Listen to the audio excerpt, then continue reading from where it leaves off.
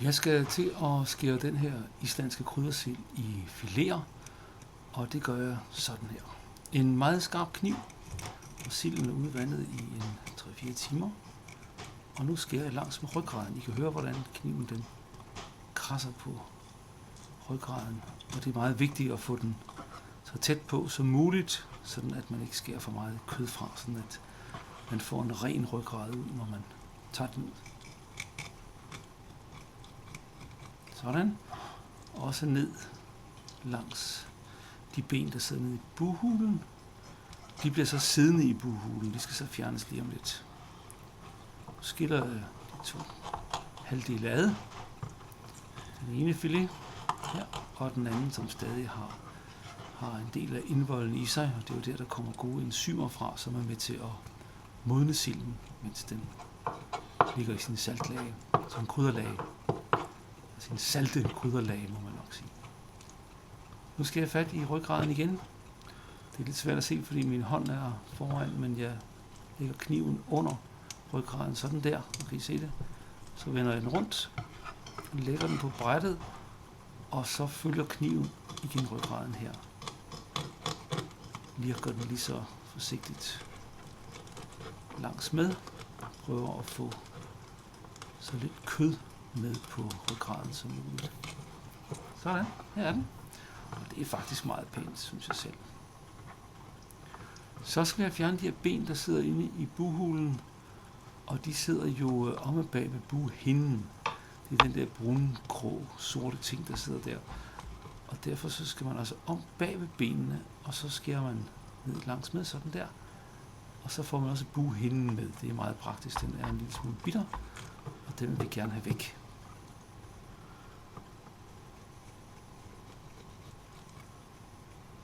Sådan.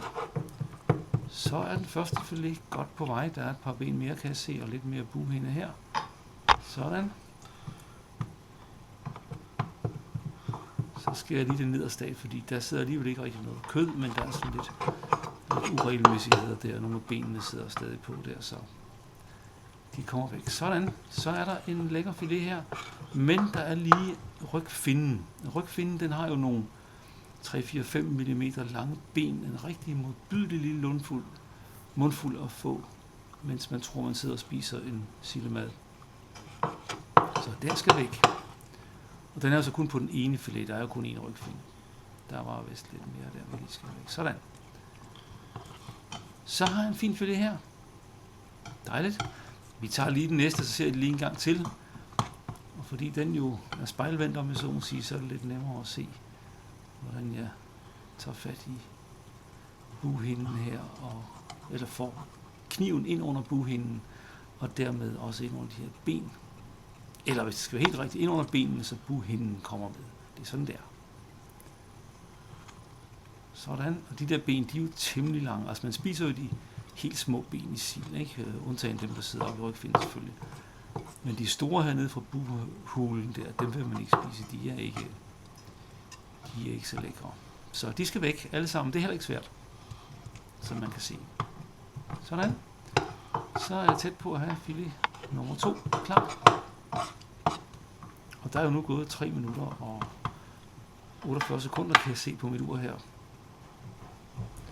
Jeg skal lige have tørret hænderne, fordi det er noget fedtestads. Der er jo rigtig godt med sildeolie i sådan nogle sild der, fordi de er jo fanget her, hvor de er allerbedst, nemlig der først på efteråret, hvor de er dejligt fede, såkaldte høstsild.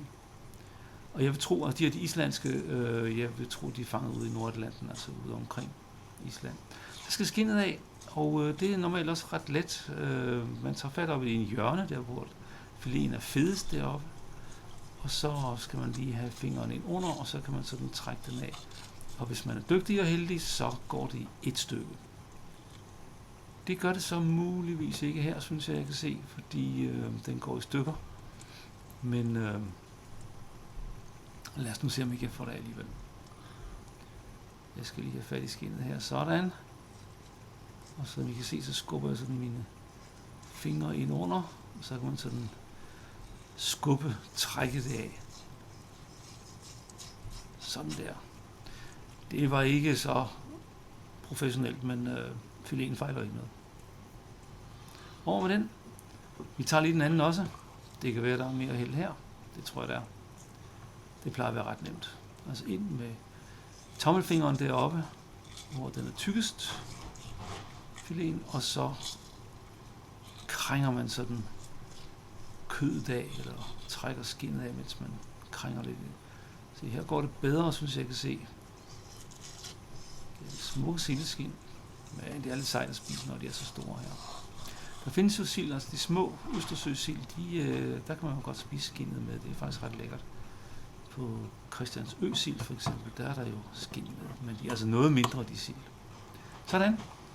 Så skal vi lige have skåret dem i stykker. Det er så, hvad der blev til overs her. En ret pæn ryggrad og indvoldene der.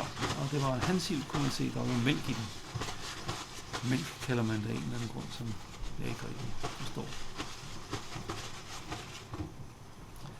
Jeg skal lige have tørret hænderne, og så skal vi have skåret den i stykker. Og så skal den over i sin marinade. Og marinaden, det er en ganske almindelig eddikemarinade med eddike og sukker. Jeg tror, der er 3 dl eddike og 1,5 dl sukker i, og en lille chat vand, og så ellers krydderier. Alle hånden ligger og flyder oveni, kan I se. Et lille stykke chili, løg, peber. Der er kommet par nelliker i, fordi det er vintertid, juletid. Jeg tænkte, det var lidt festligt, sådan ser den ud.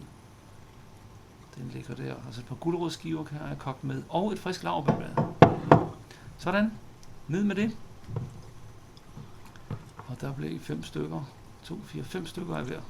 Jeg laver altid halestykket lidt større, fordi det er jo ikke det mest festlige stykke til gengæld, så den, der får så alligevel et sådan regulært stykke. Der var lige noget der, vi skal have pillet af. Sådan. Så er de vist klar, så skal de godt ned i lagen, og så skal de over i køleskabet, hvor de skal stå en 3-4 dage for at være gode. De kan holde sig i, ja, det ved jeg ikke, 14 dages tid eller sådan noget. Det er normalt ikke noget problem, fordi de smager så godt, at de ryger ret hurtigt. Så på med lågen. Det var det. Det tog 7 minutter og 30 sekunder.